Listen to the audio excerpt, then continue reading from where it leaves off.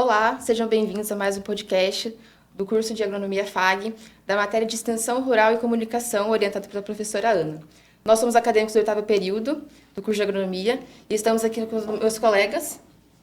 Sou o Jefferson. Olá a todos, eu sou o Vitor. Eu sou a Maria Fernanda. Estamos aqui com a nossa convidada, Letícia Alvarenga. Ela é bióloga, mestre em produção de plantas, 15 anos de experiência em pesquisa e desenvolvimento na área de fitossanidade. Olá, pessoal. E hoje nós tivemos também o convidado Márcio. Ele não pôde estar presente, mas nos enviou um vídeo. Márcio Capelin, ele é agrônomo, doutor em melhoramento genético, trabalha há 12 anos na área em uma multinacional. Vamos ver o vídeo, então, que ele nos enviou. Bom dia, pessoal. Meu nome é Márcio Andrei Capelin. Eu sou melhorista de soja. Trabalho já há 12 anos no melhoramento genético da cultura da soja. Hoje vamos falar um pouquinho para vocês sobre o melhoramento genético, né, mais focado na cultura da soja e plantas mais tolerantes ao aumento de temperatura, né? A gente está acompanhando aí aumento de temperatura nos últimos anos, né? Então nós temos regiões bem quentes no Paraná, por exemplo, o oeste, ali Beira-Lago, norte do Paraná, então temperaturas aí passando de 38, 40 graus no verão, então precisamos, né, trabalhar plantas com mais tolerância a estresse hídrico e altas temperaturas. Temos o auxílio das novas biotecnologias. As biotecnologias, elas iniciaram aí o lançamento no início dos anos 2000, né? No início dos anos 2000, com o herbicida, tolerância ao herbicida glifosato. E depois, então, teve uma segunda onda de lançamento em meados de 2012, né? Além do tolerância ao herbicida glifosato, teve a tolerância a algumas lagartas. Recentemente tivemos uma terceira leva de lançamento, em meados de 2020, né? 2021, para um maior número de herbicidas além do glifosato, né? Herbicidas como dicamba, glufosinato, 2,4-D e também um aumento de espectro de controle de espécie de lagarto. Lançamento para as próximas décadas de novas biotecnologias, né? Afinal, agora dessa década, início da próxima década, tende a ser o maior controle de ampliar o número de herbicidas, aumento do número de herbicidas devido ao aumento de plantas daninhas resistentes que a gente está tendo, crescente aumento, maior tolerância à espécie de lagartas, ferrugem, tolerância à ferrugem, nematóides, tolerância a estresse hídrico. Então, temos visão aí dos próximos lançamentos de biotecnologias relacionados a esses problemas. E o acesso a essas biotecnologias, ele tem um preço, né, como qualquer outro produto desenvolvido no mercado, né? Então, no caso de sementes, né, o acesso se dá através do pagamento de royalties que o produtor paga no momento da compra da semente. Então, quando ele vai fazer a compra, ou lá na entrega na Moeb, quando ele vai fazer a entrega do produto, né? Então, quando ele faz a compra ou a entrega lá, uma porcentagem, né, é para financiar, né, os programas de melhoramento e o desenvolvimento de novas biotecnologias.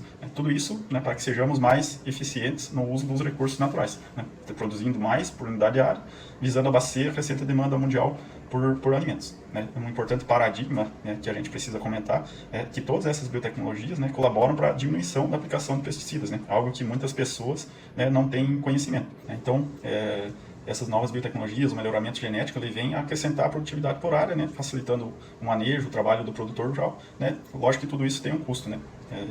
O produtor, ele, pagando o royalties, ele financia as empresas, né, de melhoramento, desenvolvimento de novas biotecnologias, fazendo com que, né, esse desenvolvimento, esse aumento de ganho por área, ele vai beneficiar o produtor lá no futuro. Sem isso, né, a gente ficaria, né, estagnado. Então, o vídeo do Márcio, ele é melhorista de soja numa multinacional. Então, ficou um vídeo muito completo. E a Letícia trabalhou com ele, né? Tem alguma coisa para completar? Sim, eu trabalhei com o Márcio, né, nessa mesma empresa, né, e eu trabalhava num setor de fitossanidade. Esse setor, a gente trabalhava, né, com os materiais, né, que a empresa ela desenvolvia. O nosso setor, ele dava um suporte, né, em relação à avaliação, né, de insetos, para testar essas novas tecnologias, né, porque estava ainda em pesquisa.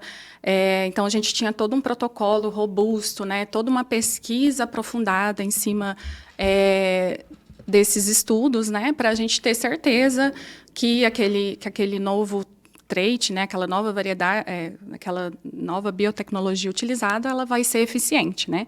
E também eu trabalhei muito com a questão de avaliações de doenças, né, a campo, na região tanto do norte, né, do Brasil, quanto no sul. Nos últimos anos eu fiquei mais focada na região sul do Brasil. Então, assim, a gente vê que o melhoramento genético, ele realmente vem para agregar, né, adaptabilidade, agregar resistência a doenças, a insetos, né? E eu vejo assim que a pesquisa ela é muito fundamental nesse sentido, né?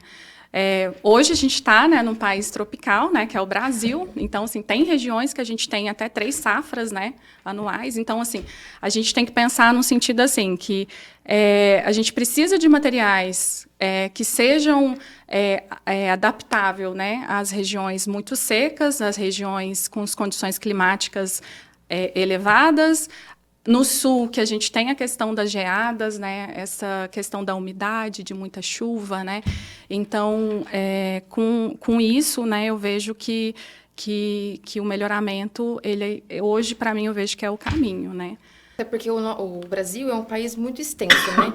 Então, ele tem vários climas, várias adaptabilidades, e a gente precisa buscar essa produtividade visando que a demanda de população está crescendo. Então, o aumento de procura por alimento, consequentemente, também vai aumentar. Então, a gente tem que adaptar essas cultivares, tanto soja, quanto milho, quanto trigo e outros cultivares comerciais, para várias partes do país, né? Que seria uma coisa legal também, que o melhoramento ajuda nisso. Sim. Acredito que a gente, com o melhoramento, auxílio da biotecnologia também, a gente busca cultivares que atendam à demanda mundial, né? Por alimento. Sim, e é interessante a gente trazer até mesmo o exemplo da soja, né? A soja, ela é muito influenciada pela questão do ambiente, né? Questão de fotoperíodo, né? Então, assim, a gente pensa assim, que o melhoramento ele agregou nesse sentido, né? Porque hoje a gente consegue cultivar a soja do norte do Brasil até o sul do Brasil, né? E que antes isso era muito limitado, né? Isso. E até ali no vídeo do Márcio, ele falou bastante, né, do estresse hídrico, né? E a mudança de temperatura. Às vezes aqui a gente não está tendo mais uma regularidade, né? A gente não está tendo uma regularidade nas estações, né? Às vezes aqui é inverno, mas do nada fica uma semana de seca, uma semana de muito calor, e às vezes é uma cultura que está no solo, é uma cultura que deveria ter um pouquinho mais de frio, temperaturas mais amenas, né? Condições normais, né? Isso, que a gente Na parte espera. do nosso tema, que seria o futuro da genética, na parte de biotecnologia, a gente também, como você falou que trabalhou com milho, né? Uma coisa legal que eu percebo, assim, a campo hoje, é a questão do milho safrinha, né? Antigamente, o pessoal utilizava o milho safrinha, poucos produtores utilizavam, porque não era grande produtividade, e hoje em dia a gente já considera que é um milho segunda safra, porque cresceu tanto essa demanda que a gente pode comparar já em questão de soja, né? Em questão da produtividade do milho, segunda safra, com soja. Antigamente era pouca gente que plantava e a produtividade era bem menor, e hoje é extenso, assim, gigantesco. Isso. Trazendo um pouco, né, sobre o primeiro que a Maria comentou, né, sobre essas questões da mudança climática, né, isso tudo vem relacionado ao passado, né, o que a gente fez no passado, que a gente não cuidava do meio ambiente, né, então, com isso, hoje a gente tem muita influência da questão da Laninha e do El Niño, né, então, o norte do Brasil é mais quente, né, no outro ano, o sul do Brasil é mais quente, né, então, a gente é muito influenciado por esses dois fenômenos, né? E realmente, assim, hoje os melhoristas, né, as empresas buscam, principalmente também a Embrapa, né, que é uma referência nossa no Brasil, buscam trabalhar muito nesse sentido, né, de materiais que tenham maior resistência ao estresse hídrico, né, por questão de seca, né, e assim, a nossa população, ela não para de crescer, né, gente? Ainda bem, né, porque para nossa, né? Isso, e para nossa população, e para a gente, como... Para nossa área do agro, é muito importante, né? Então, assim, o melhorista hoje ele busca isso. E respondendo a sua questão também, eu vejo que até o meu trabalho, né, de tese do mestrado, trabalhei com a cultura do milho, e nos últimos anos eu trabalhei bastante. Hoje, o milho, o Brasil, ele é o terceiro maior produtor, né, mundial, né? Ele vem atrás ali dos Estados Unidos e da China, né? E ele é o terceiro também exportador, né, mundial. Então, o milho, ele traz ele é uma fonte energética, né? E ele tem uma questão de uma porcentagem também de proteína, né? E isso esse aumento, né, da produção, se deu principalmente a segunda safra, né? E principalmente quando a gente traz a nossa região do Mato Grosso, né? Porque a região do Mato Grosso, ele é um estado maior, né? E a cultura cultivada maior lá é no Mato Grosso, né? E em segundo lugar vem o nosso Paraná, né? Que está com 14% aí nessa produção, né? E isso se dá muito à segunda safra. Aproveitando o gancho que a gente está comentando do milho, eu estava observando que está acontecendo um índice de pragas em tecnologias que não eram para ter. Isso seria o quê? Um indicativo de que a tecnologia não está conseguindo acompanhar o desenvolvimento da praga, né? O avanço da praga, ou seria mais a questão de manejo do próprio produtor? Essa questão de perda de resistência, né? Isso. Que você quer dizer. Uhum. Dentro das empresas, né, de pesquisa, a gente estuda, né, sobre essa questão de trabalho em relação ao inseto, né, perder essa resistência. Eu vejo assim que isso se dá muito à questão de manejo também, né, de você não seguir a recomendação que é gerado dentro da pesquisa, né? Então, um exemplo, quando a gente fala de uma tecnologia resistente para lepidópteros, um exemplo, né? A gente trabalha falando assim, a gente tem esse material, né? E você tem que trabalhar com aplicações, né? Ainda continuar fazendo aplicações e também tem que ter uma borda, né? Com material convencional, né?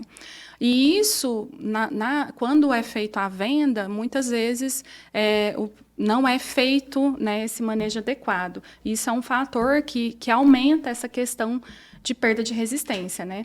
Outro fator é da própria biologia do inseto, né? A gente sempre, um exemplo assim, você tem 100%, você aplica 1%, que é um exemplo, um inseto fica vivo. Aquele inseto, ele vai se multiplicar. Então, de 1, ele vai virar 2, vai virar 4, né? Então, a gente sempre tem que trabalhar em proteger essa tecnologia. Então, por isso que a gente perde a resistência da tecnologia, né?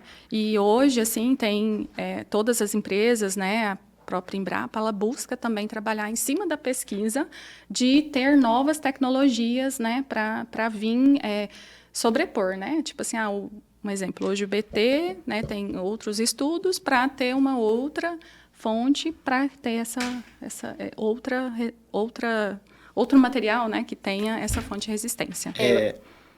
Que esse animal que sobra, que você estava falando, né?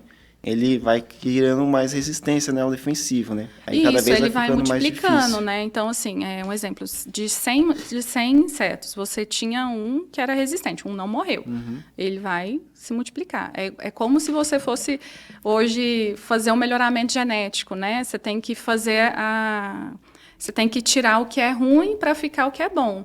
E ele vai segregando, né? Então, a mesma coisa é para a questão de insetos também. E aí a gente está falando de insetos, mas também a biotecnologia ela é usada por conta dos herbicidas também, né? Porque Sim. temos insetos que estão ficando cada vez mais resistentes, mas também plantas daninhas, né? E a planta daninha, ela tem... A dispersão dela, muitas vezes, é muito fácil, é muito rápida. São sementinhas muito pequenininhas, muito leves, né? Isso. Então, aí também entra a biotecnologia, né? Para combater, além dos insetos, com herbicidas, né? Isso, as plantas daninhas. Uhum. Também é o mesmo sentido, assim, né? A gente tem os ingredientes ativos, né? E esses ingredientes ativos, eles podem se tornar resistentes, né? Aquela daninha. Então, só que assim, tem um estudo de novos ingredientes ativos, né, para combater aquela daninha também. Mas eu vejo hoje, assim, ainda bem que a gente tem bastante leis, né, que traz essa questão da sustentabilidade, né? Então, eu vejo assim que o uso da biotecnologia, ela vem mesmo para a questão de proteção do nosso solo, né? Então, assim, a gente é respaldado, né, de muitas coisas, né? Então, assim, eu vejo que a biotecnologia, ela também vem para isso. Para você né? ter uma redução de aplicações, ter um uso consciente do uso de produtos, né? E hoje a gente tem várias alternativas, né? A gente tem uma semente geneticamente modificada ou com materiais altamente produtivos, você tem tratamento de semente, né? Você tem uma gama de oportunidade, né? Tem a questão dos biológicos, né? Que hoje vem para agregar, você tem que pensar a longo prazo. Eu vejo que o produtor, ele mudou muito a cabeça nesse sentido, né? E está vendo resultados, estão colhendo resultados já em relação a isso. Mas positivamente, né? No caso da biotecnologia, né? Ela vem, mas ela... você vai reduzir o uso, né, dos herbicidas mais fortes, digamos assim, né? Sim. Para usar uma biotecnologia que vai fazer o mesmo efeito, às vezes até um efeito melhor. Por isso que eu falo, futuros agrônomos, o papel de vocês é ter esse entendimento, né, e saber posicionar sobre isso, né, sobre o uso da tecnologia, sobre o uso consciente de produtos, sobre a questão de mistura de produtos, né. Então, assim, eu vejo que tudo é respaldo da pesquisa, né, tudo é isso. É porque eu acho que a genética, ela entra como uma base, né, então a gente precisa de uma genética confiável para a gente ter uma safra de sucesso, mas ela não inibe o manejo adequado nem o cuidado a campo. E também a gente, como futuros engenheiros agrônomos, a gente precisa orientar os produtores rurais nesse sentido, porque às vezes você adquire uma cultivar resistente à lagarta e você fala assim, não vou precisar aplicar nada para a lagarta. Aí o cultivar não funciona e a culpa não é da genética, porque a gente tem que combinar a genética com o manejo. Isso mesmo. Até falando um pouco, né, sobre a questão do complexo de enfesamento, né? O complexo hoje, ele é a principal doença do milho, né? E eu vejo assim, que não é você ter uma variedade tolerante a complexo de enfesamento, né? Você tem que ter um agregado, né, de manejo, né, da área, de aplicações de de inseticidas, né? Tudo, tratamento de semente, né? Cuidado depois das plantas de chiguera para não aumentar aqueles insetos no campo. Então, assim, não é só a genética que vai salvar, né? É o uso, né, de todas as disponibilidades de produto, de tratamento, de cuidado com o solo, né? Que a gente precisa. É um manejo completo, né? É a questão da nutrição, né? Tudo isso. E a gente tem que tomar muito cuidado, né? Até uma questão sobre a questão, assim, a biotecnologia ela veio para agregar, mas também a gente não pode pensar só no que, hoje o inseto principal é isso, hoje a praga é isso, não. A gente vê que tem muita questão de que pragas que eram consideradas secundárias se tornam primárias hoje, pela questão de falta de manejo, né, de uso de inseticidas, um exemplo, né, isso se dá a questão mesmo da Daubulus maides, né, que antigamente era considerado como secundário, hoje ela é considerado como uma praga principal. Então, para a gente finalizar, a gente espera que vocês tenham absorvido um pouquinho desse tema, que é um tema bem complexo, né, bem amplo. A genética ela está crescendo em vários sentidos. Agradecer a professora Ana pela oportunidade de deixar a gente participar desse projeto, que para nós é enriquecedor. Agradecer você também, Letícia, pela presença, ao Márcio por ter disponibilizado o seu tempo de expor um pouquinho do seu conhecimento com a gente, e aos nossos colegas que participaram do nosso grupo hoje. Muito obrigada. Obrigada, pessoal.